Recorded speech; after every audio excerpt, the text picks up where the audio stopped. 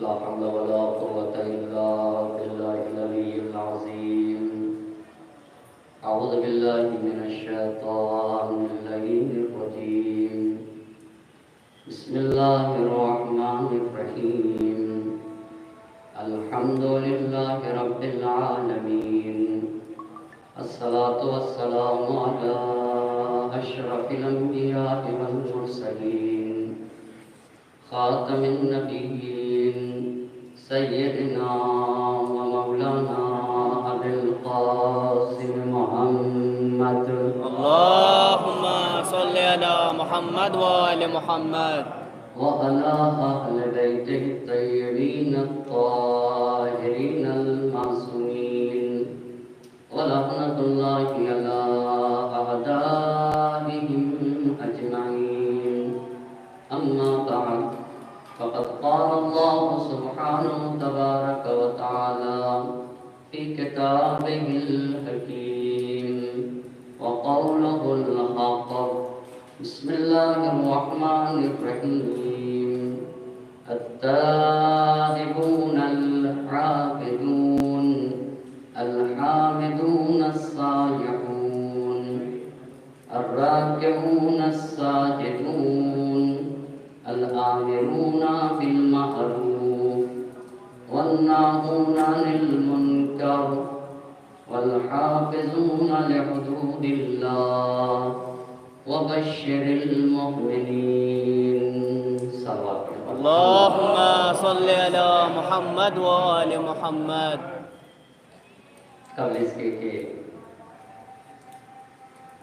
اپنے لبوں کو سید الشہداء حضرت ابا عبداللہ حسین علیہ السلام کے ذکر سے معطر کروں، اپنے خالق اور مالک کی بارگاہ میں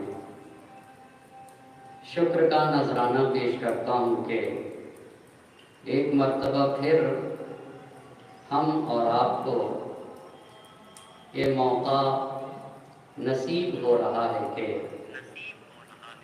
کربلا کے سید و سالار حسین شہید اور ان کے باوفا اصحاب کی عزا کے لیے فرش عزا کا اہتمام کر کے اور ان کے ذکر سے اپنے قلوب کو منور کیا جائے. قرآن مجید کی جس آئے مبارکہ کو سرنامہ سخن قرار دیا ہے، اس میں اللہ مصلحین کے شرائط کو بیان کر رہا ہے. جو لوگ سماج اور معاشرے میں بدلاؤ لانا چاہتے ہیں، جو امت کی اصلاح کے فکر رکھتے ہیں، جو مصلح ہوتے ہیں، انہیں کن کن شرطوں کا حامل ہونا چاہیے.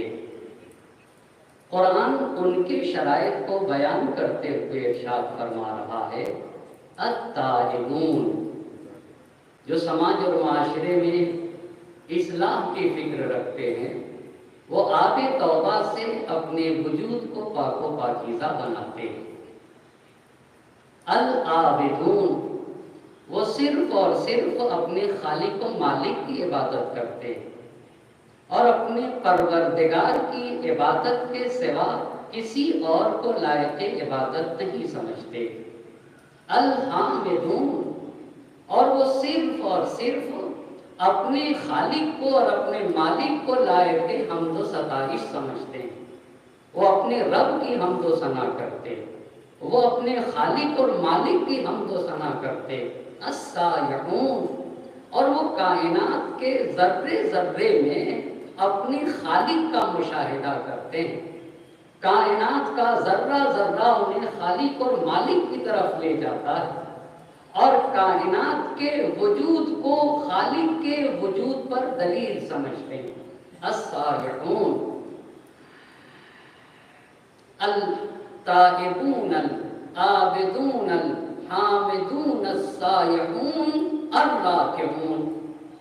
اور پھر وہ رکوع میں جا کر کہتے ہیں، سبحان ربی العظیم و بحمدہ، میرا پروردگار عظیم ہے میرا معبود عظیم ہے، وہ ہر عیب سے پاک و پاکیزہ ہے، اس میں کسی طرح کی کوئی کمی نہیں پائی جاتی۔ میں اپنے اس رب کی حمد و ثنا کرتا ہوں۔ الساجدون، اور سجدے میں سر رکھ کر کہتے ہیں سبحان ربی الاعلی و بحمدہ، میرا پروردگار اعلیٰ ہے، وہ بلند و بالا ہے، اس میں کسی طرح کا کوئی عیب، کوئی کمی اور کسی طرح کا نقص نہیں پایا جاتا۔ میں اس پروردگار کی حمد و ثنا کرتا ہوں۔ بس یہ جو مصلح ہوتے ہیں یہ اپنے وجود کو آب توبہ سے پاک کرتے، یہ خالق کی عبادت کرتے، یہ اسی مالک کی ستائش کرتے، یہ کائنات کے ذرے ذرے میں اپنے خالق کو دیکھتے ہیں، یہ ان کی زندگی رکوع اور سجود میں بسر ہوتی ہے۔ بس یہ تائب ہیں، یہ عابد ہیں، یہ حامد ہیں، یہ ذرے ذرے میں خالق و مالک کو دیکھتے ہیں۔ چار باتیں، یہ رکوع کرتے ہیں اور یہ سجدے بجا لاتے ہیں۔ 6 چیزوں پہ جب یہ فائز ہوتے اور 6 چیزیں جب ان کے اندر ہوتی ہیں نا، تو اب یہ اس لائق بنتے۔ عابد فاسد انسان اصلاح نہیں کر سکتا، جو مصلح ہوگا اسے صالح ہونا پڑے گا۔ بس جب یہ تائب ہوتے، عابد ہوتے، حامد ہوئے، صالح یعنی کائنات کے ذرے ذرے میں اپنے خالق اور مالک کو دیکھتے اور راکع اور ساجد ہوتے، تو اب یہ کہتے ہیں کہ جب ہم صالح بن گئے تو اب ہمیں سماج اور معاشرے کی اصلاح کرنا ہوگا۔ اسی لیے قرآن نے کہا الآمرون بالمعروف۔ اب یہ نکلتے ہیں کہ سماج اور معاشرے میں اچھائیوں کو عام کرنا ہوگا، ہم سماج اور معاشرے سے برائیوں کا خاتمہ کریں گے۔ الآمرون بالمعروف والناہون عن المنکر، ہم برائیوں کا خاتمہ کریں گے۔ والحافظون لحدود اللہ، اور خدا کا دین، خدا کی شریعت، مذہب اور نبی گرامی کے دین کی ہم حفاظت کریں گے۔ والحافظون لحدود اللہ، جو حدود الہی ہیں ہم ان کی حفاظت کریں گے۔ وبشر المؤمنین، جو ایسے مسلم ہیں، اے قرآن اور اے میرے نبی ان کو بشارت دے دیجئے، جو پہلے صالح ہوتے اور صالح بننے کے بعد اب سماج اور معاشرے کی اصلاح کرتے ہیں۔ اگر قرآن کے اس آیے کریمہ پہ غور کیا جائے تو کتنے بہترین انداز میں مصلحین کے شرائط کو بیان کیا گیا۔ اسی آیے کریمہ کے سب سے اظہر اور اتم صادق یہ کربلا کے شہداء اور سید الشہداء حضرت ابا عبداللہ حسین علیہ السلام ہیں، جن کی تحریک، جن کا مشن، جن کا انقلاب اور جن کا قیام ایک مقدس قیام ہے۔ اب میں اپنی گفتگو سے بالکل جڑا ہوں۔ حسین کا انقلاب ایک مقدس انقلاب ہے، حسین کی تحریک، حسین کا مشن مقدس مشن ہے۔ اسی لیے ہم اس مشن کو قیام کہتے ہیں، اسی لیے ہم اس مشن کو نہضت کہتے ہیں، اسی لیے ہم اس مشن کو مقدس تحریک سے یاد کرتے ہیں۔ تو ایک مقدس مشن کی پہچان کیا ہوتی ہے؟ کس بنیاد پر کہا جائے گا کہ یہ قیام مقدس ہے، یہ تحریک مقدس ہے، یہ انقلاب مقدس ہے؟ کسی بھی قیام کے مقدس ہونے کی چند شرطیں ہیں۔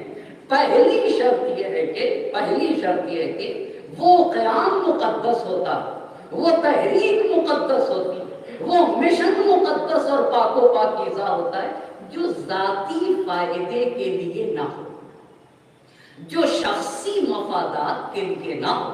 میرے حسین کی تحریک، حسین کا مشن اور حسین کا انقلاب یہ حق اور حقیقت کے لیے تھا۔ ایک کلمے پہ توجہ کرنے کی ضرورت ہے۔ یہ حق کے لیے تھا، یہ حقیقت کے لیے تھا، یہ خالق اور مالک کی رضا کے لیے تھا۔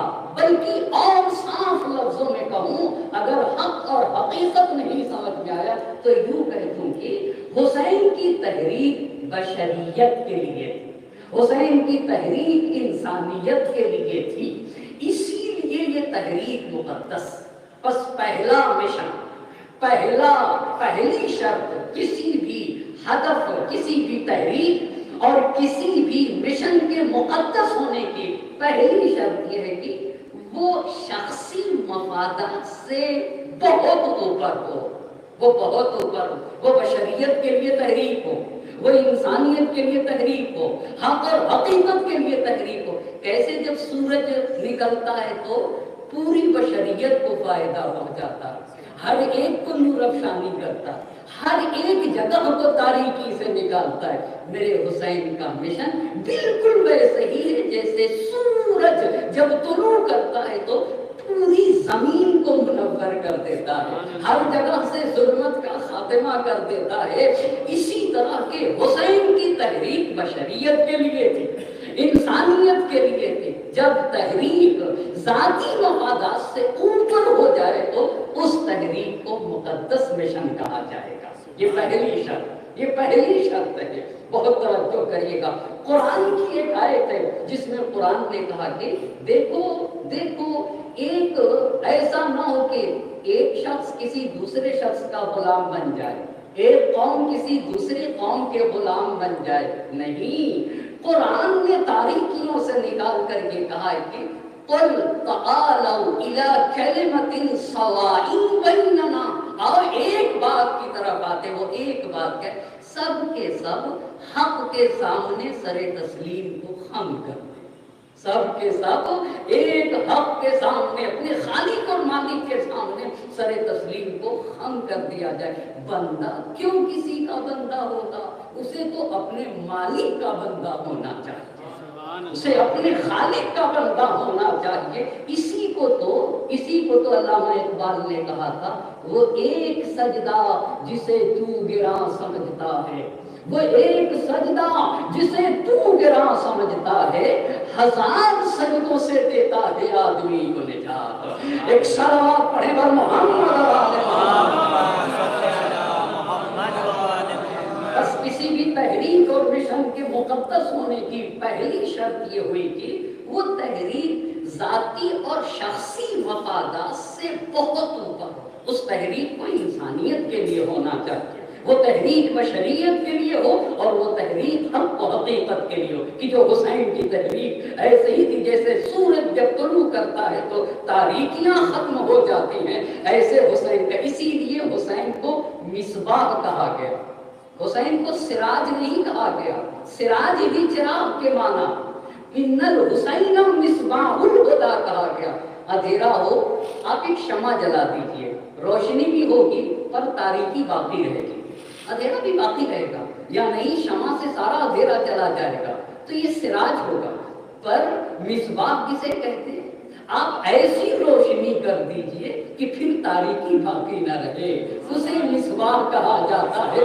حسین مصباح ہدایت کا نام ہے، اس چراغ کو مصباح کہا جاتا، جب روشن ہو جائے تو تاریکی کا خاتمہ ہو جائے گا۔ اسی لیے جوش نے کہا تھا، اسی لیے جوش نے یہ کہا تھا کہ بزم اجمال میں تفصیل مفصل کے حسین، بہت توجہ کرنے کی ضرورت۔ بزم اجمال میں عجیب ترکیبیں استعمال کرتے ہیں جو بزم اجمال میں تفصیل مفصل کے حسین، اس کا جو میں مطلب سمجھتا ہوں نا، حسین کی تحریک نے حق کو حق کر دیا، باطل کو باطل کر دیا، بالکل واضح کر دیا کہ حق کیا ہے اور باطل کیا ہے۔ ایک صلوات پڑھیں گے اور محمد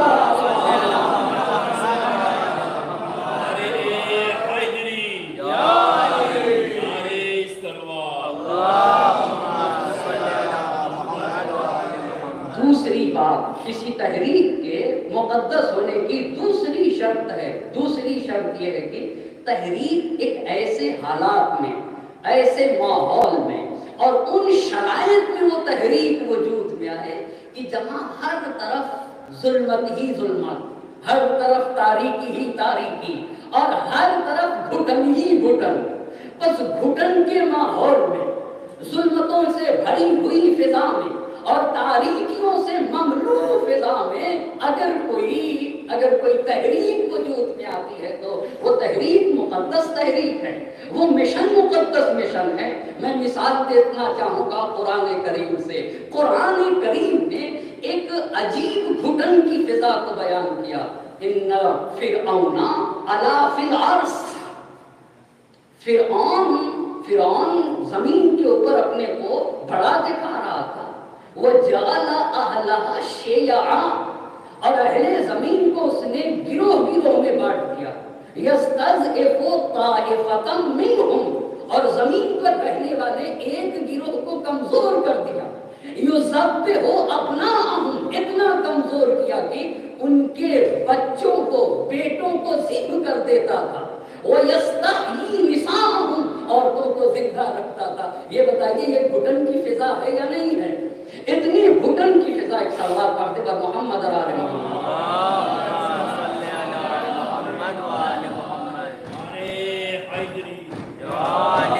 ایک اور سلوات پڑھ دیجیے گا پر محمد اور آل محمد. ایک اور مل جل کر پر حضرت محمد اور آل محمد.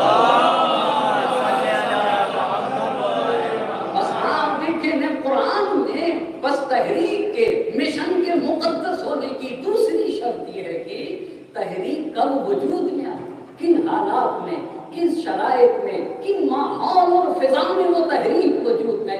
جب ہر طرف ظلمت ہی ظلمت ہو، تاریکی ہی تاریکی ہو، اور گھٹن کا ماحول اور گھٹن کی فضا ہو، ایسے میں اگر کوئی تحریک وجود میں آتی ہے تو اسے مقدس سمجھنا ہوگا.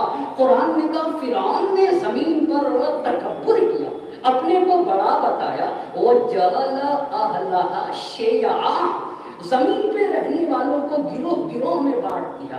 یستضعف طائفۃ منہم، ایک گروہ کو اتنا کمزور کیا فرعون نے کہ یذبح ابناءہم، بیٹوں کو ذبح کر دیتا تھا. ویستحیی نساءہم، عورتوں کو، بچیوں کو زندہ رکھا جاتا تھا.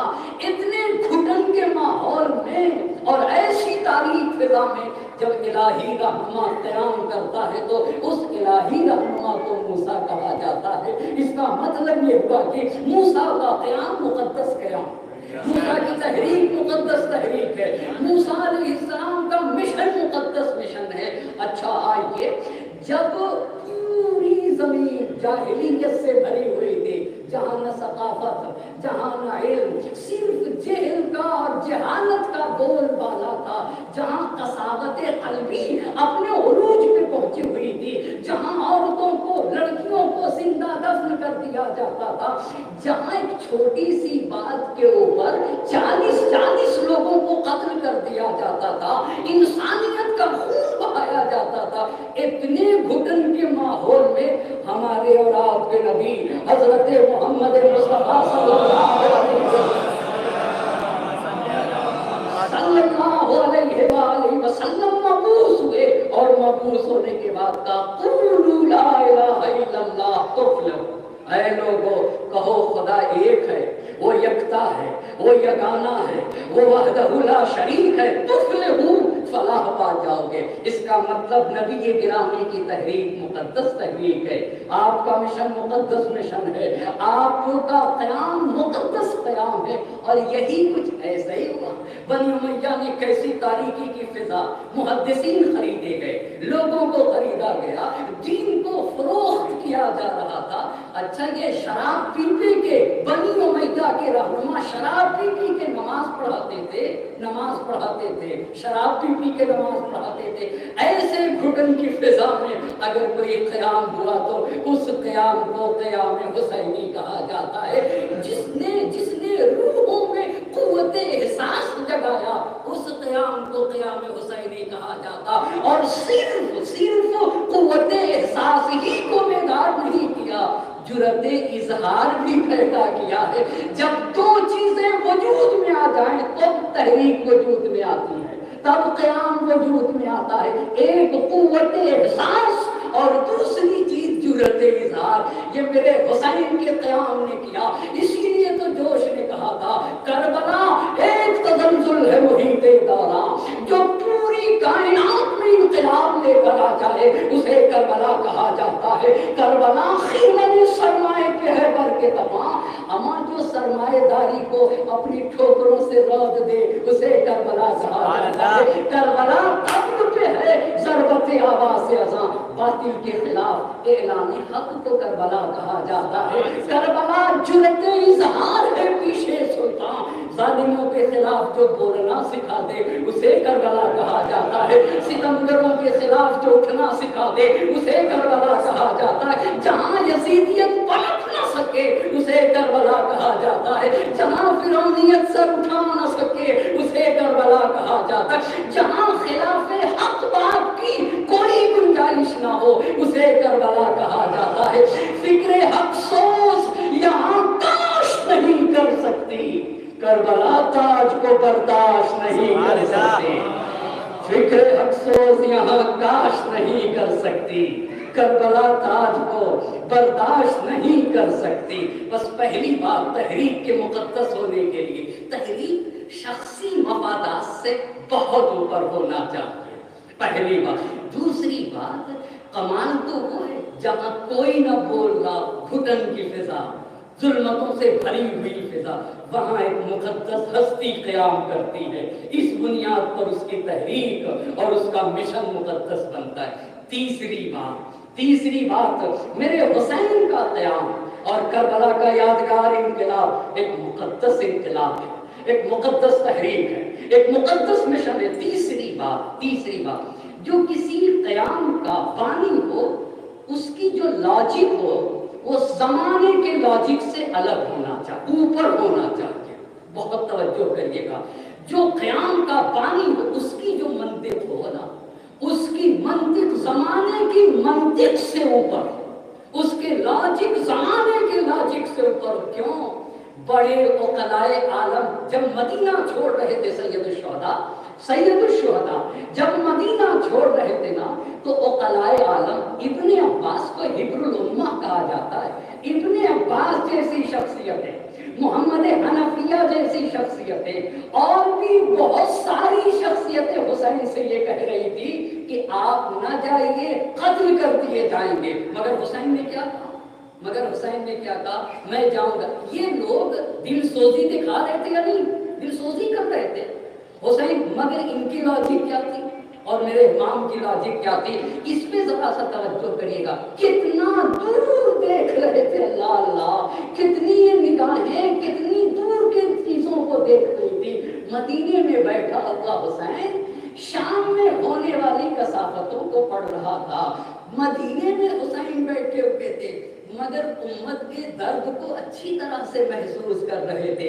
اسلام پہ جو خطرات سے روبرو تھا اسلام، اسے خوب اچھی طرح سے حسین پڑھ رہے تھے نا، تو یہ کہہ رہے تھے کہ حسین آپ نہ جائیے، قتل کر دیے جائیں گے، مگر امام نے کہا کہ مجھے تو جانا ہے۔ اس کا کیا مطلب تھا؟ ان کے لاجک یہ تھی کہ حسین بچ جائیں، اللہ اللہ، مگر میرے امام کی لاجک یہ کہ میں بچوں یا نہ بچوں، کعبہ بچ جانا چاہیے، قرآن بچ جانا چاہیے، توحید کا تحفظ ہونا چاہیے، اذان بچ جانا چاہیے۔ بہت توجہ کرے گا، اما دو لوگ ایک وقت میں مدینے سے نکلے اور دونوں مکہ گئے، کون؟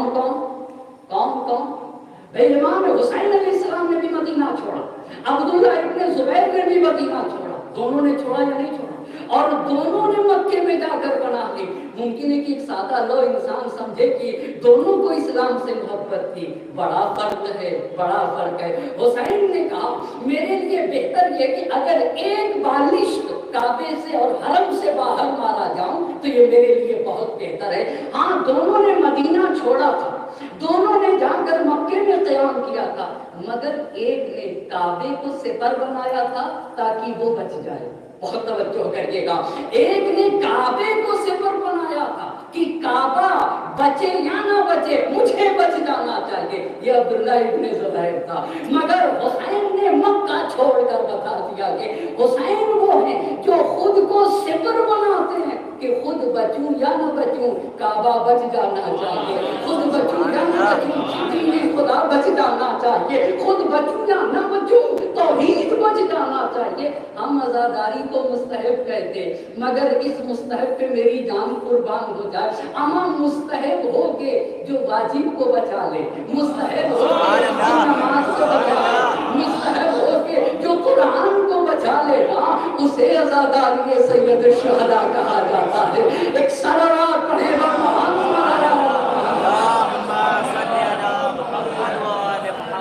بس حسین کی تحریک یہ پہلی بات ہے، حسین کی تحریک، حسین کا مشن، حسین کا مشن ایک کتنی مقدس تحریک کو عزاداری کہا جاتا ہے۔ جو بکھرے ہوئے کو جمع کرے اسے عزاداری کہتے ہیں، جو جمع شدہ لوگوں کو بکھرنے نہ دے اسے عزاداری کہا جاتا ہے، جو عبد کو معبود سے ملا دے اسے عزاداری کہا جاتا ہے، جو بہکے ہوئے کو بھٹکے ہوئے کو راہ راست پہ لے آئے اسے عزائے سید الشہداء کہا جاتا ہے۔ بس حسین کا مشن اور حسین کی تحریک مقدس، کتنی بتائیں خصوصیت مقدس تحریک کی، کتنی خصوصیت ہوتی ہے؟ 3۔ پہلی بات ذاتی اور شخصی مفاد سے بہت اوپر، دوسری بات یہ کہ گھٹن کی فضا میں وہ تحریک وجود میں آتی، اور تیسری بات یہ ہوئی کہ اس تحریک کا جو بانی ہوتا ہے اس کی منطق زمانے کی منطق سے اوپر ہوتی ہے،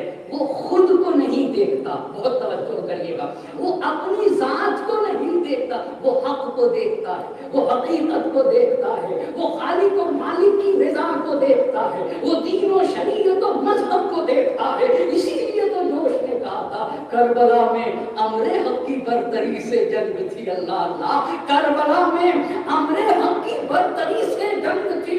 حسین آئے ہی اسی لیے تھے لِتَكُونَ کلمۃ اللہ ہی العلیٰ، تاکہ کلمہ الہی کو اعتلاء حاصل ہو جائے۔ ایک صلوات پڑھیں گے بر محمد۔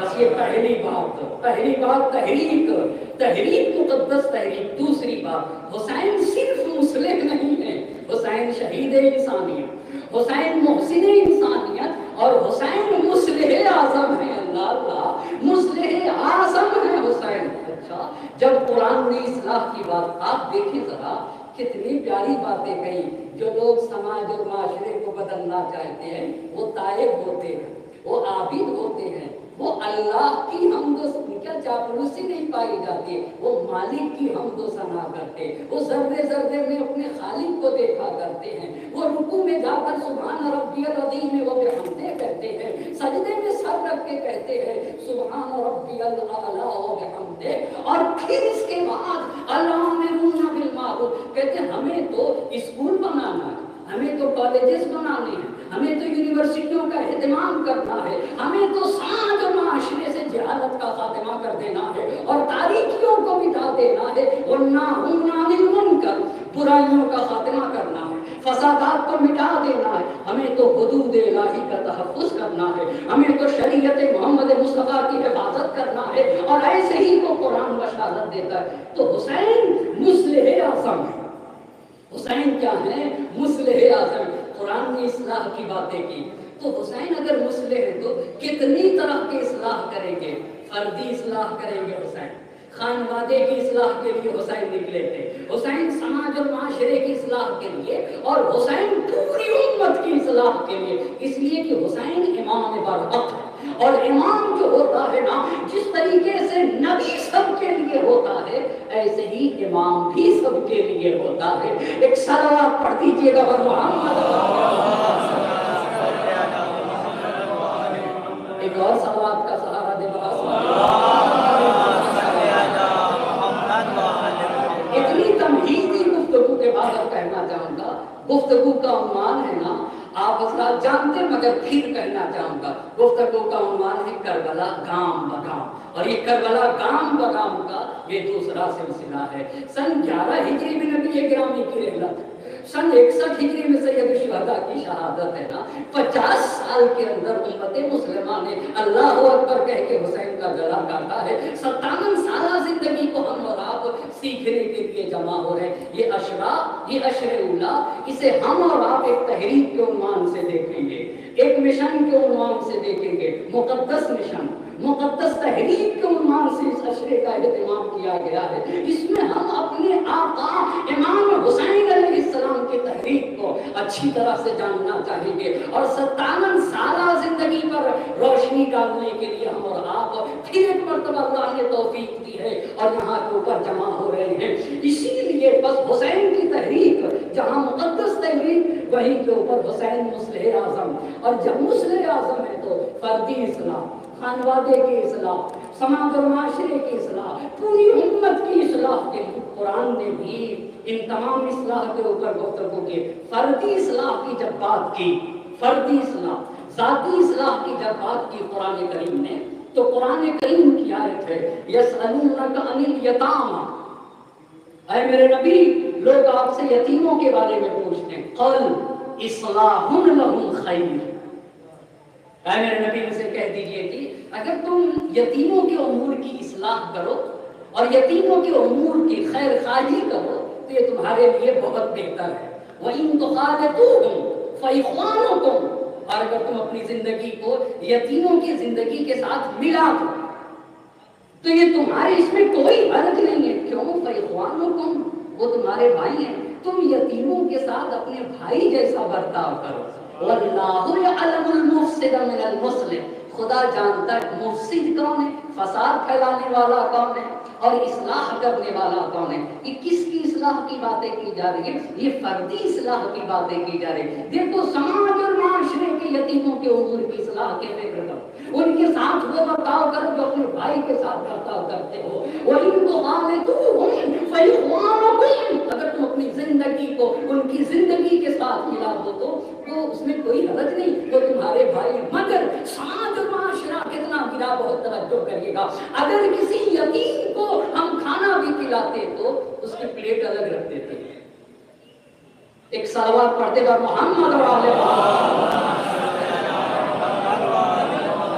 اس کی پلیٹ کنارے کر کے الگ رکھ دیا جاتا ہے، الگ رکھ دیا جاتا. کہا یہ افساد ہے، یہ افساد ہے.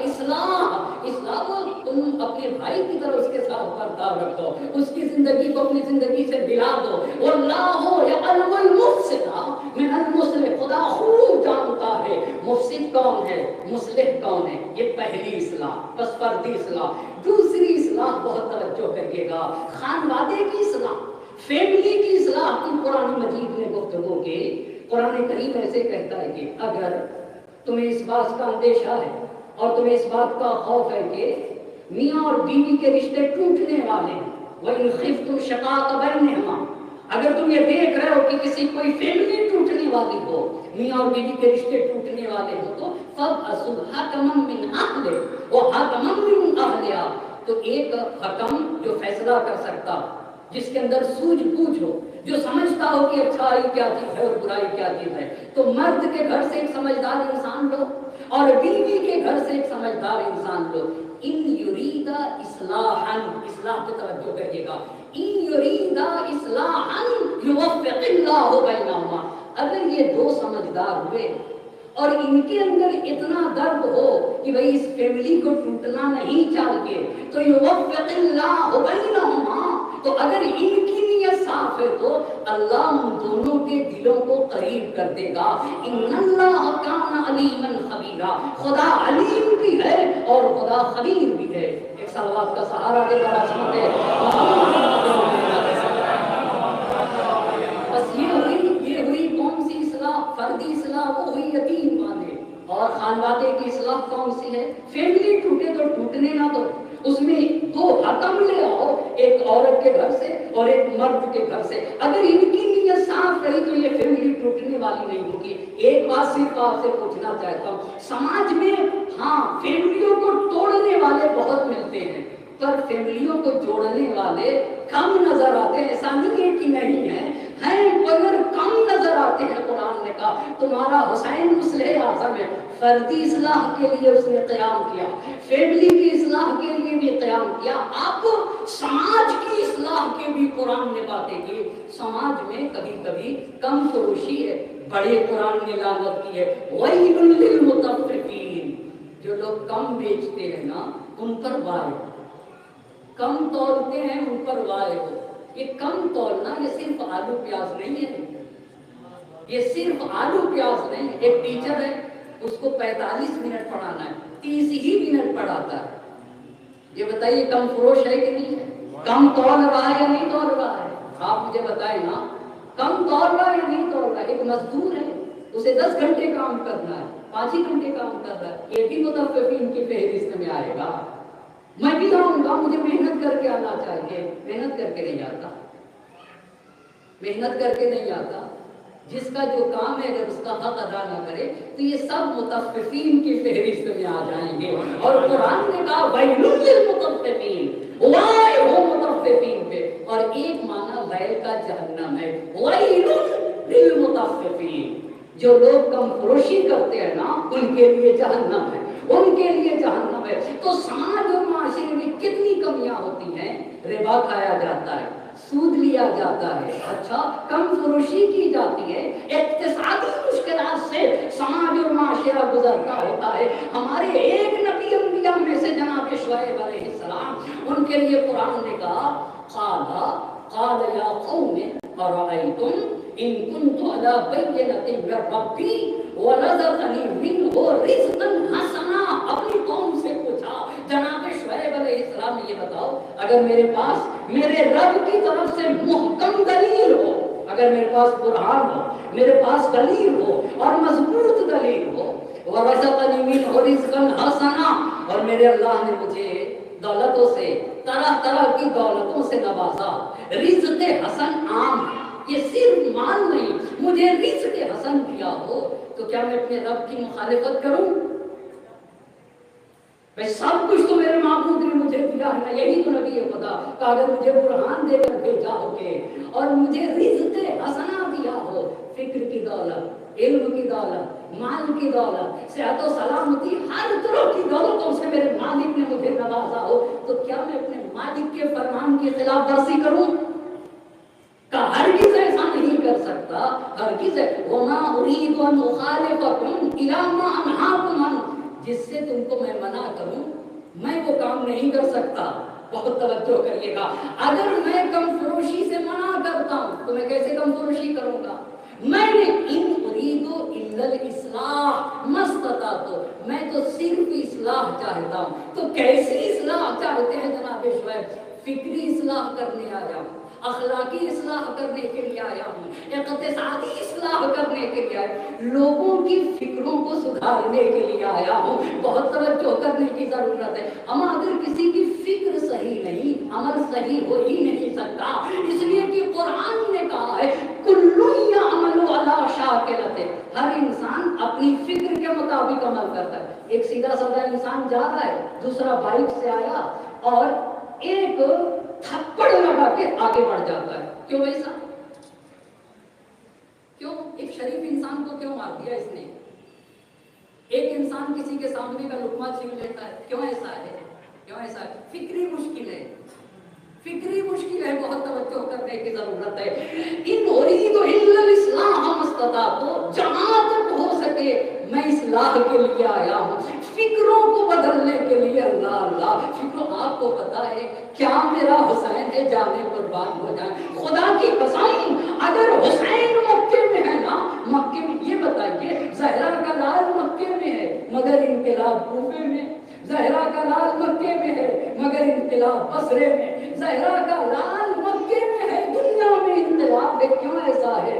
اللہ اللہ، حسین کربلا میں سویا، ہم یہاں آزاداری کر رہے ہیں نا، کیوں ایسا ہے؟ بہت توجہ کرنے، اس لیے کہ حسین کہتے ہی اسے ہیں جو روحوں کو منقلب کر دیا کرے، اسے حسین کہا جاتا ہے، اما جو مر کے جینے کا سلیقہ بتائے اسے حسین کہا جاتا ہے، مردہ ضمیروں کو جو زندگی عطا کر دینا اسے حسین کہا جاتا ہے۔ اسی لیے حسین اور حسین کے اصحاب کو جوش میں سورما سے تعبیر کرتے ہوئے ایسے کہا، سورما فتنہ باطل کو مٹا دیتے ہیں۔ بہت توجہ کریے گا، مسلم ہی سورما ہوتے ہیں، جوش نے کہا سورما فتنہ باطل کو مٹا دیتے ہیں، خون دہکے ہوئے ذروں کو پلا دیتے ہیں، اپنی گودوں کے چراغوں کو بجھا دیتے ہیں، اپنی چاندوں کو اندھیروں میں سلا دیتے ہیں۔ آپ ذرا ایک ایک ترکیب پہ غور کریے گا، سورما فتنہ باطل کو مٹا دیتے ہیں، خون دہکے ہوئے ذروں کو پلا دیتے ہیں، اپنی گودوں کے چراغوں کو بجھا دیتے ہیں، اپنے چاندوں کو اندھیروں میں، چاند اندھیرے میں سوتا ہے؟ آپ بتائیے، آپ بتائیے، ہاں جوش کے یہاں سو جاتا ہے، یہ جوش کی ترکیب ہے، جوش کی ترکیب میں چاند اندھیرے میں سو جانا ہے، سورما فتنہ باطل کو مٹا دیتے ہیں، خون بہکے ہوئے ذروں کو پلا دیتے ہیں، اپنی دودھوں کے چراغوں کو بجھا دیتے ہیں، اپنے چاندوں کو اندھیروں میں سلا دیتے ہیں، مثل شبیر جو پیغام عمل دیتے ہیں، ایسے ہی لوگ زمانے کو بدل دیتے ہیں۔ ایک سلوات پڑھیں گے بر محمد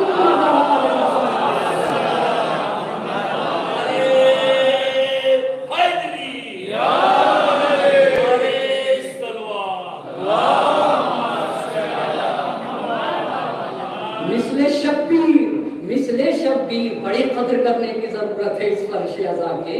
اب یہ ہمیں نصیب ہے اس سال، اس کے قدردانی کرنا ہوگا اور جہاں تک ہو سکے اس کے حق کو ادا کرنے کی کوشش کرنا ہوگا۔ مثل شبیر جو پیغام عمل دیتے ہیں، مثل شبیر جو پیغام عمل دیتے ہیں، ایسے ہی لوگ زمانے کو بدل دیتے ہیں۔ کیا شان ہے کربلا کی! ہمیں کربلا بھی حکومت کو نگل سکتی ہے، کربلا تخت کو تلووں سے مسل سکتی ہے، کربلا خار تو کیا آگ پہ چل سکتی ہے، کربلا وقت کے دھارے کو بدل سکتی ہے۔ اس پہ توجہ کرنے کے، کربلا خار تو کیا، کربلا خار تو کیا آگ پہ چل سکتی ہے، کربلا وقت کے دھارے کو بدلنا ہے، اور یہ کربلا بدل سکتی ہے، کربلا وقت کے دھارے کو بدل سکتی ہے۔ کربلا قلعہ فولاد ہے جراروں کا۔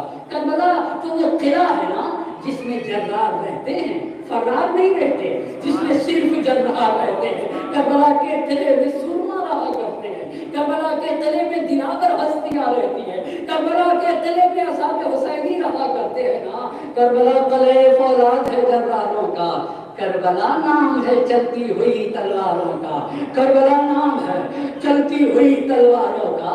کربلا سر سے کفن باندھ کے جب آتی ہے، کربلا وسعت عرض و سماوات پہ چھا جاتی ہے، تند انفاس سے فولاد کو بھرماتی ہے، قبر و تیر کو خاطر میں نہیں لاتی ہے، چڑھ کے نیزے پہ دو عالم کو ہلا دیتی ہے، کربلا موت کو دیوانہ بنا دیتی ہے۔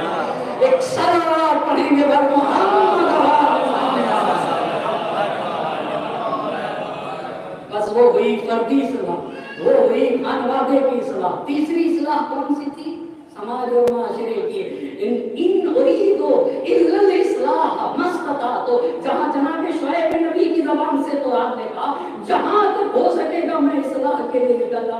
وما ذرا نبیوں کا ذرا دیکھیے نا، نبیوں کا شیوا، نبیوں کی روش۔ وما توفیقی الا باللہ، توفیق تو صرف اور صرف خالق و مالک کے ہاتھ میں۔ علیہ توکل، تو میں اپنے مالک پر بھروسہ کرتا ہوں، میں اسی پر توکل کرتا ہوں، میں اسی پر اعتماد کرتا ہوں۔ وہ الیہ انیب، اور میں اسی کی بارگاہ میں پلٹ کر جانے والا ہوں۔ میری بازگشت بھی اسی کی طرف، وہی میری منزل ہے، وہی میرا مقصد ہے، اور وہی میرا ہدف ہے۔ کہ کون سی اصلاح ہوئی؟ یہ سماج اور معاشرے کی اصلاح۔ چوتھی اصلاح امت کی اصلاح کی قرآن نے بات کہی ہے، لا تفسدوا فی الارض بعد اصلاحها۔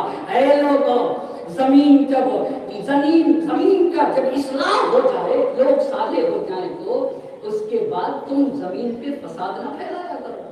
لا تفسدوا بعد اصلاح، لا تفسدوا فی الارض بعد اصلاحها۔ زمین پہ فساد پھیلانے کی کوشش نہ کرنا زمین کی اصلاح کے بعد۔ وَادْعُوهُ خَوْفًا وَطَمَعًا، اور دیکھو اپنے پروردگار سے درخواست کیا کرو خوف اور رجا کے عالم میں۔ خوف اس بات کا ہونا چاہیے، ذمہ داریاں سخت ہیں۔ آپ کو پتا ہے کچھ لوگ دنیا میں ایسے آتے، کب آئے اور کب مر گئے پتہ نہیں چلتا، کب آئے اور کب مر گئے پتہ۔ ایسے مرنا نہیں چاہیے، ایسے مرنا نہیں چاہیے، کچھ کر کے مرنا چاہیے۔ اللہ اللہ، کچھ کر کے مرنا چاہیے۔ اللہ نے حیات دی ہے، اللہ نے زندگی دی ہے نا، تو ایسے نہ مر جانا، ایسے نہ مر جانا، بے اثر نہ مرا کرو، کچھ کر کے مرنا ہوگا۔ لا تفسدوا فی الارض بعد اصلاحها، زمین کی اصلاح کے بعد زمین پر فساد پھیلانے کی کوشش نہ کرنا۔ وَادْعُوهُ خَوْفًا وَطَمَعًا، اپنے اللہ کو پکارا کرو، امید، خوف اور امید کے ساتھ۔ خوف کس بات کا ہونا چاہیے؟ خوف کس بات کا؟ خوف اس بات کا ہو، خوف اس بات کا کہ ذمہ داریاں کاندھوں پہ زیادہ ہیں، امید کس بات کی کہ وہ میرا مالک ہے، وہ ارحم الراحمین خالق و مالک ہے۔ اس امید اور اس خوف کے ساتھ زندگی گزارا کرو۔ ان رحمت اللہ قریب من المحسنین، اس لیے کہ پروردگار کی رحمت نیکوکاروں سے بہت نزدیک ہے۔ ایک صلوات پڑھیں گے بر محمد، ایک اور صلوات پڑھ دیجیے بر عظمت محمد۔ تین باتیں مقدس تحریک کے کیا پہچان ہوتی ہے، تین باتیں ادھر چار طرح کی اصلاح بتا دی۔ اب آپ سے پوچھنا کیا ہوگا، اصلاح کس کو کہتے ہیں؟ اصلاح کس کو کہتے ہیں؟ اصلاح کو سمجھنے کے لیے افساد کو سمجھنا پڑے گا۔ ایک اور بات بتاؤں گا، ایک اور بات روک کے بتاؤں، پر ایک مرتبہ بر عظمت محمد اور آل محمد صلی اللہ علیہ وسلم۔ کامیاب مجلس کی پہچان ایک یہ ہوتی ہے، کامیاب مجلس کی ایک پہچان یہ ہوتی ہے کہ فرش عزا سے جب گھر پہ جائے تو دسترخوان پہ بات چھڑ جائے مجلس کی کہ بھئی انہوں نے کہا مقدس تحریک کی یہ پہچان، انہوں نے کہا کہ اصلاح اتنی طرح کی ہوتی ہے، اور پھر اصلاح اور افساد کا معنی بھی بتایا۔ اگر فرش عزا سے بات گھر تک پہنچ گئی اور فیملی تک دسترخوان تک پہنچ گئی تو سمجھ لینا چاہیے کہ مجلس کامیاب ہے۔ یہ کامیاب مجلس کی ایک بڑی پہچان ہوا کرتی ہے۔ اس کا مطلب ہے کہ آنے والے آئے تو جیسے بھی ہوں پر خالی ہاتھ یہاں سے نہیں گئے۔ ایک صلوات پڑھے گا محمد۔ اب ہماری گفتگو ہے، آج کی گفتگو مقدماتی ہے، آج کی گفتگو اس لیے بھی اس کو ایک دن پہلے سے رکھا گیا کہ ایک دن کی گفتگو مقدماتی، تاکہ ایک خاکہ پیش کروں سال گزشتہ کا جلدی جلدی، اور کل سے بالکل وہیں سے جڑ کے جہاں ہم لوگوں نے چھوڑا تھا، ہمیں ایک عظیم ہدف تک پہنچنا ہے، ایک عظیم مقصد تک پہنچنا ہے، ہمیں حسین کی تحریک کو دنیا والوں تک پیش کرنا ہے۔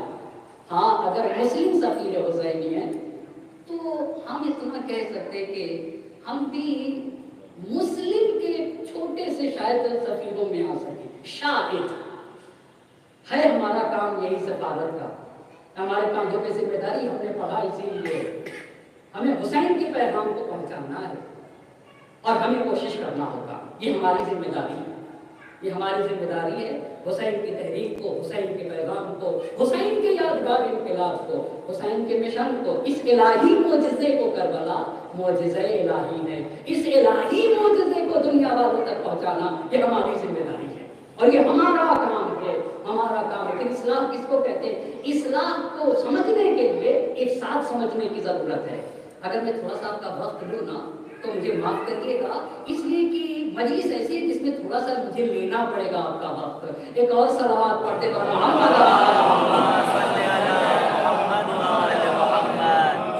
اسلام کو سمجھنے کے لیے کیا سمجھنا پڑے گا؟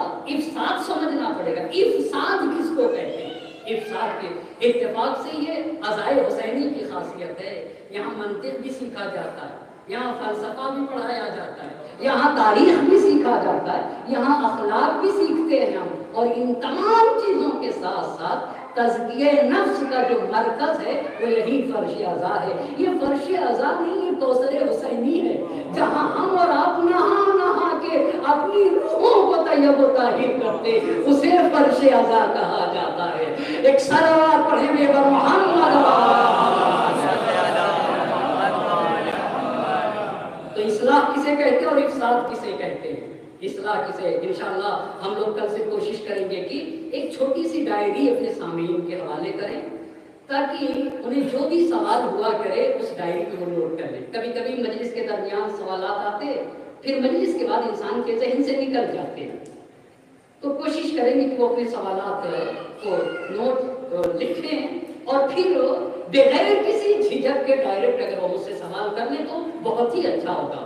اور آہستہ آہستہ اس ماحول کو ہمیں وجود میں لانا ہوگا کہ سماج اور معاشرہ कमाल के इस मर्तबे तक पहुंचे कि पढ़ने वाला कोई भी हो, इज्जत अदब और एहतराम के दायरे में वो अपने सवाल को उससे कर सके। उसका ये हक है, आपका ये हक है, आपको पूछना चाहिए। पर मेरे मौला ने कहा सल तफक्कुहन, सीखने के लिए पूछा करो, कटहुज्जती के लिए नहीं पूछना चाहिए। एक सलावत पढ़ते पर मोहम्मद। अब मैं इफ्साद बताऊं फिर इस्लाह को बता दूंगा। इफ्साद का मतलब ये होता है कि अगर किसी मौजूद में, किसी फैमिली में, किसी समाज में और किसी मुल्क में एक नज़्म और इंज़िबात पाया जाए, अगर वो वजूद का फैमिली के अंदर, समाज और माशरे के अंदर और मुल्क के अंदर पाए जाने वाला नज़्म और इंज़िबात टूट जाए तो इसको कहते हैं इफ्साद। दरहम बरहम हो जाए वो नज़्म और इंज़िबात तो इसे क्या कहा जाता है? इफ्साद। मैं एक मिसाल दूं, एक घर का नज़्म ज़ब्त ये है कि बुजुर्ग जो घर का बुजुर्ग है उसे नासे और खैरखा होना चाहिए, और घर का जो छोटा है उसे मुती और फरमाबरदार होना चाहिए। ये एक घर का नज़्म ज़ब्त है कि जो बुजुर्ग है वो खैरखा हो, जो बुजुर्ग है वो क्या हो?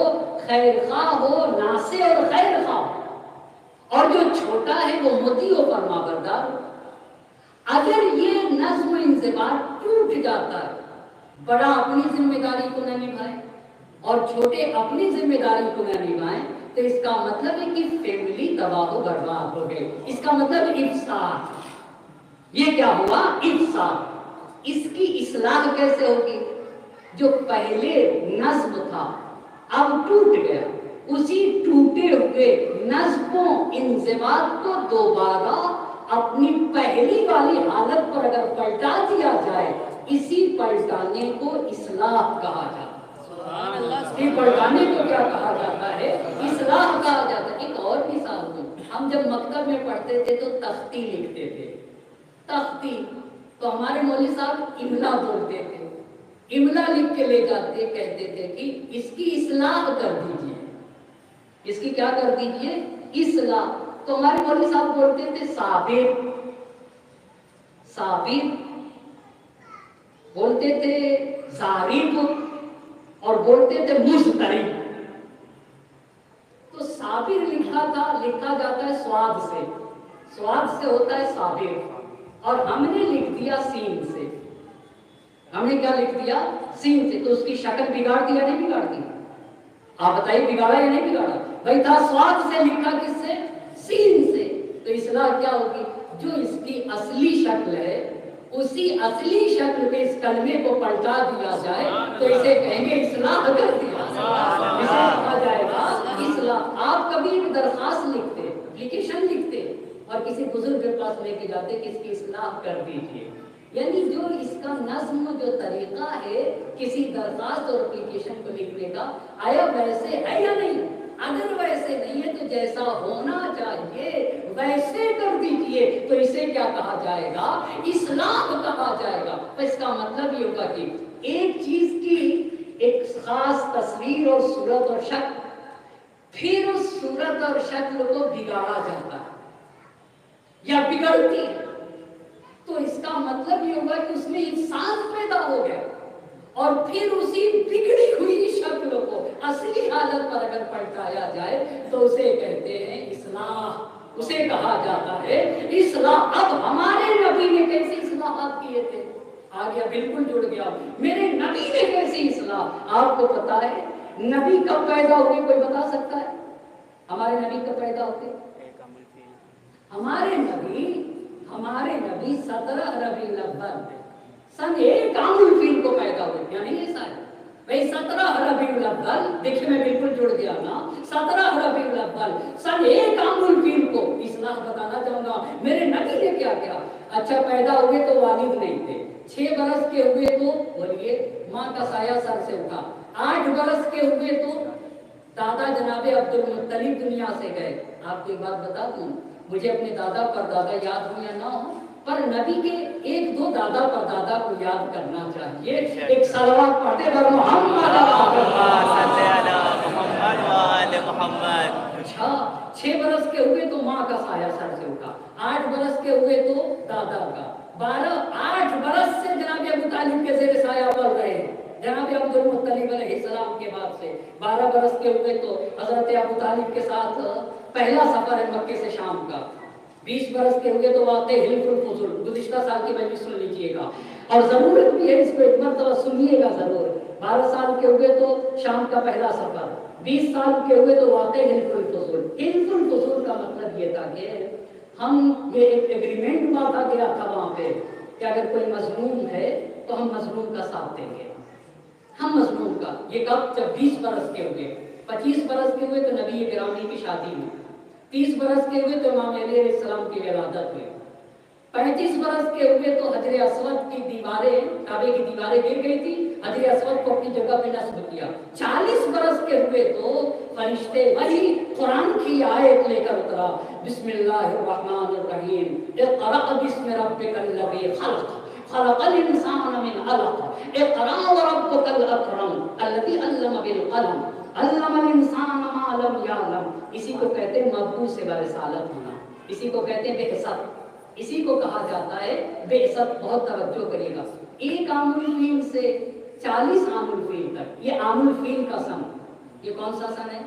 عام الفیل. عام الفیل کتنے سال تک چل رہا ہے؟ کتنے سال تک چل رہا ہے؟ صرف 40 برس.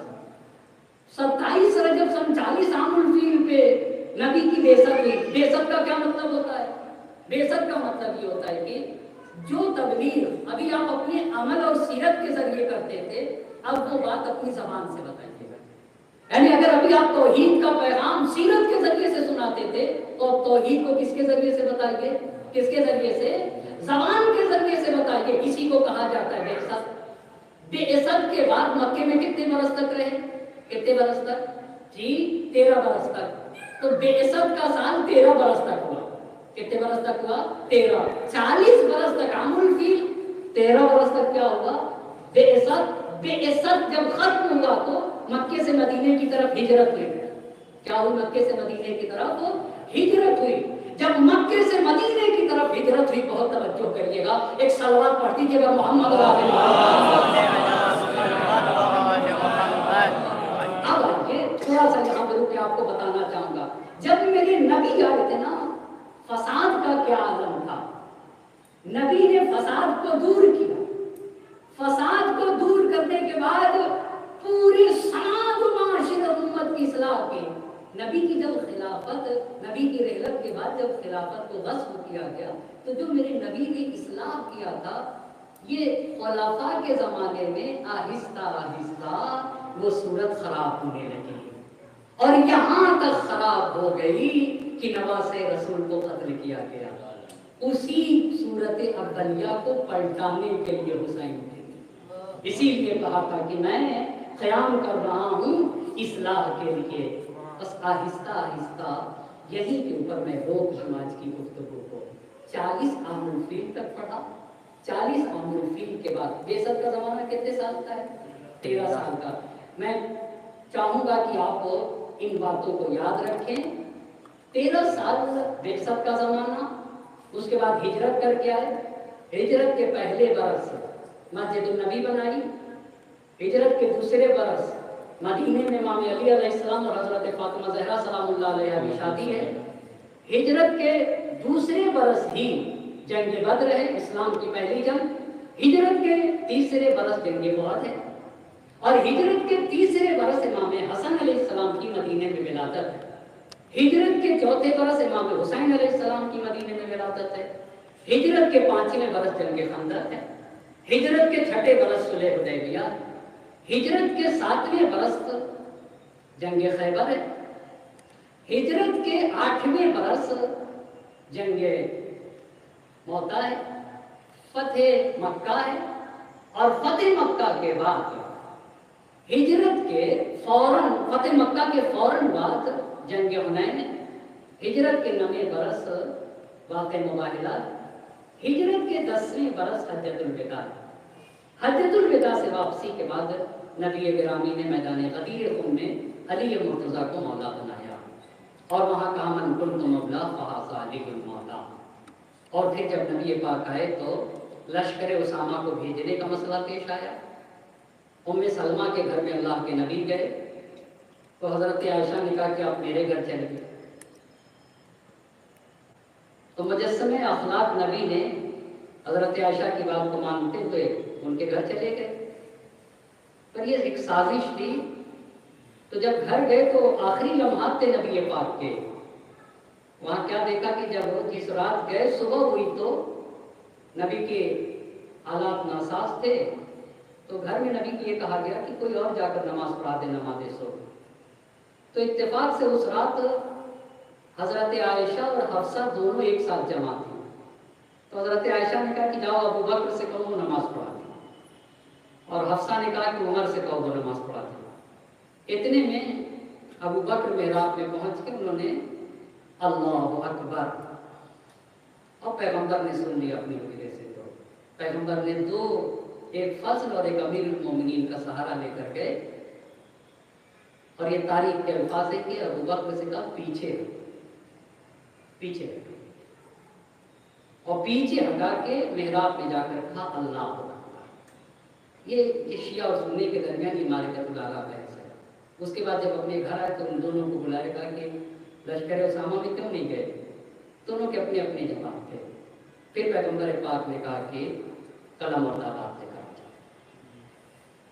تو وہاں کے اوپر نبی گرامی کے ساتھ یہ کہا گیا کہ علیہ اللہ ان ھذا الرجل لیحج، ان پہ ہذیانی کیفیت آئی ہے. انشاءاللہ مختصر ایک خلاصہ کل پیش کر کے ہجرت کا اسی طریقے سے، اور نبی کی رحلت کے بعد ثقیفہ، اور ثقیفہ سے ایک ہلکا سا، جو کہ اس میں بھی ثقیفہ بیان کا صرف ایک ہلکا سا خلاصہ پیش کروں گا. اور اس کے بعد خلیفہ اول کے زمانے حکومت میں امیر المومنین کا کیا کردار تھا، دوسرے خلیفہ کے زمانے میں کیا کردار رہا، تیسرے خلیفہ کے زمانے میں کیا کردار رہا، اور میرے امام کا کارنامہ کیا ہے، اور پھر قتل عثمان کی کیفیت.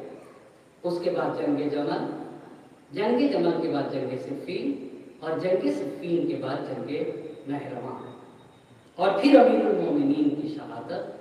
کوشش کی جائے گی کہ انشاءاللہ وہاں تک اپنی بات کو پہنچاؤں، اور انشاءاللہ اللہ کا لطف و کرم شامل حال رہا تو، اور آپ کی محبتیں ساتھ ساتھ رہیں تو اپنی بات کو اپنے قوم، اپنے سماج اور معاشرے تک پہنچاؤں گا. بس عزیزان محترم، اگر کربلا کتاب ہے نا، تو اس کتاب کے دیباچے کو مسلم ابن عقیل کہا جاتا ہے. میں اپنے امام پر اعتماد کروں، مجھے کرنا چاہیے اپنے امام پر اعتماد، مجھے اپنے امام پر بھروسہ کرنا چاہیے. مگر یہ بڑی شرف کی بات ہے کہ امام کسی کو کہے کہ میں اس پہ اعتماد کرتا ہوں. اسی لیے مسلم ابن عقیل کو جب حسین نے کوفے کے لیے روانہ کیا تو مسلم ابن عقیل کے لیے سید الشہداء نے جو الفاظ استعمال کیے، قد باسط الیکم اخی وابن امی وثقتی مسلم ابن عقیل، میں اپنے بھائی کو بھیج رہا ہوں. آپ ذرا اخی میں جو محبت چھپی ہوئی ہے اس کو دیکھیے. اخی، بھائی کی نسبت، مسلم میرے بھائی ہیں، وہ میرے چچا کے بیٹے ہیں، میں جس پر اعتماد کرتا ہوں اسے مسلم کہا جاتا ہے. مسلم حسین کے ترجمان کو کہا جاتا ہے. میرے امام نے کہا رسولوں کا ترجمان عقل، حسین کو پڑھنا ہے تو مسلم کو پڑھ لیا جائے. مسلم کی بات حسین کی بات تھی، اور کیا شجاع سفیر تھا حسین کا، اور کتنا وفادار سفیر تھا حسین کا. جب گرفتار کیا گیا حسین کے باوقار سفیر مسلم ابن عقیل کو، اور دربار میں گئے تو کہا امیر کو سلام کرو. کہا امیری حسین، امیری حسین، میرا آقا حسین ہے، میرا مولا حسین ہے، حسین کے سوا میرا کوئی آقا نہیں. جانے قربان ہو جائیں مسلم ابن عقیل کے اوپر. ایک مرتبہ مسلم ابن عقیل سے کہا گیا کہ تمہیں قتل کر دیا جائے گا. کہا کوئی بات نہیں، مجھے قتل کر دیا جائے. مگر کتنا غیور سفیر ہے حسین کا. ایک مرتبہ مجمع پہ نظر دوڑائی اور نظر دوڑانے کے بعد ہمارے ساتھ کو انتخاب کر کے کہا کہ میں ہمارے ساتھ سے کچھ وصیتیں کرنا چاہتا ہوں.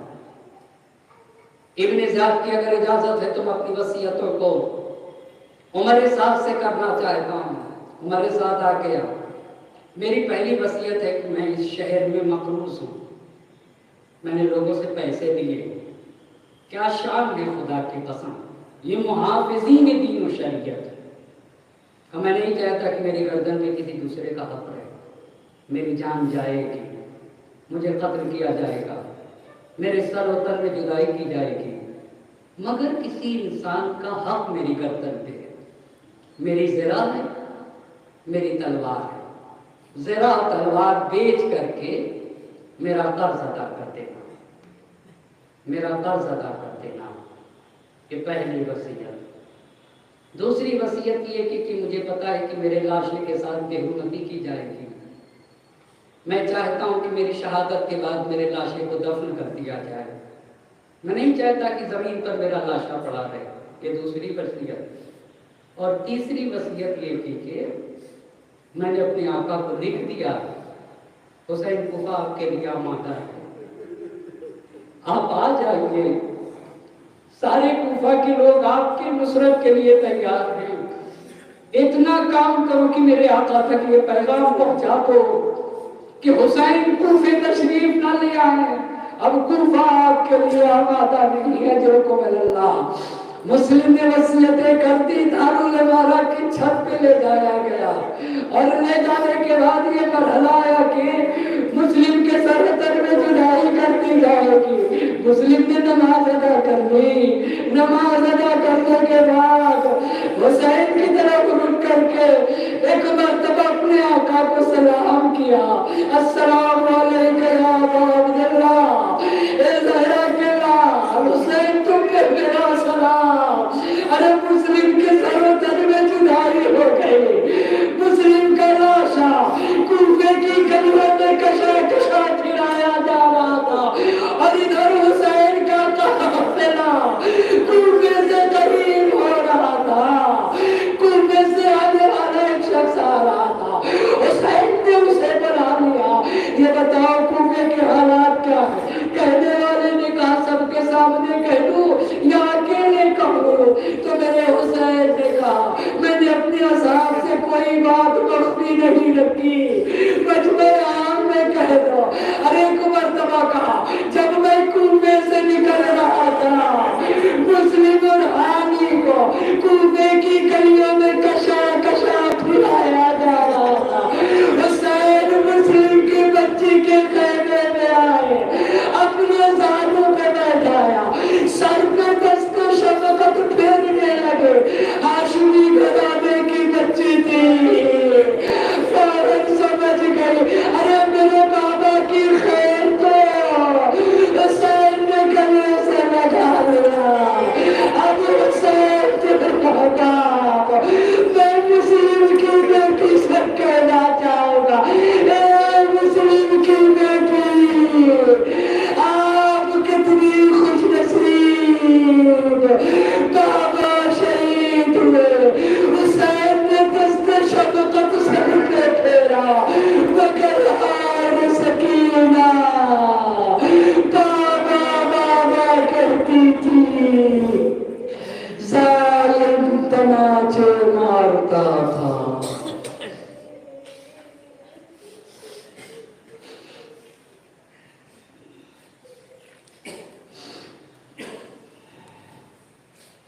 وَسَيَعْلَمُ الَّذِينَ ظَلَمُوا أَيُّ مُنقَلَبٍ يَنقَلِبُونَ. إِنَّا لِلَّهِ وَإِنَّا إِلَيْهِ رَاجِعُونَ. إِلَٰهِي بِحَقِّ الزَّهْرَاءِ وَأَبِيهَا وَبَعْلِهَا وَبَنِيهَا وَسِرِّ الْمُسْتَوْدَعِ فِيهَا 10 مرتبہ بِسْمِكَ یا اللہ یا اللہ یا اللہ یا اللہ یا اللہ یا اللہ یا اللہ یا اللہ یا اللہ یا اللہ۔ معبود تجھے واسطہ ہے محمد اور آل محمد کا، ہماری اس مختصر سی عبادت کو اپنی بارگاہ میں قبول فرما، ہمارے آنسوؤں کو مال زہرا میں جگہ عنایت فرما۔ معبود حاضرین مجلس کی تمام حاجات شرعیہ کو پورا فرما دے۔ پاک پروردگار ہم میں جو بیمار ہیں انہیں شفائے کامل و عاجل عنایت فرما۔ معبود ہم میں جو مقروض ہیں ان کے قرض کو ادا فرما۔ ہمیں جو حج و زیارات کے مشتاق ہیں انہیں حج و زیارات کے شرف سے مشرف فرما۔ پاک پروردگارا عزائے سید الشہداء کا محرم شروع ہو رہی ہے، وزاداری کا زمانہ آ رہا ہے، دنیا بھر میں سید الشہداء کی عزا کا اہتمام کیا جا رہا ہے۔ معبود تجھے نبی اور آل نبی کی خدمت کا واسطہ ہمیں سید الشہداء کی بہتر سے بہتر طریقے سے عزا منانے کی توفیق مرحمت فرما۔ معبود مظلومین کی نصرت و حمایت فرما۔ پاک پروردگار ظالمین کو نیست و نابود فرما۔ وقت کے امام کو ہم سے راضی و خوشنود فرما، ان کے ظہور میں تعجیل فرما اور ہمیں ان کے آواز و انصار میں شمار فرما۔ ربنا تقبل منا انك انت السميع العليم۔ ماتم حسین۔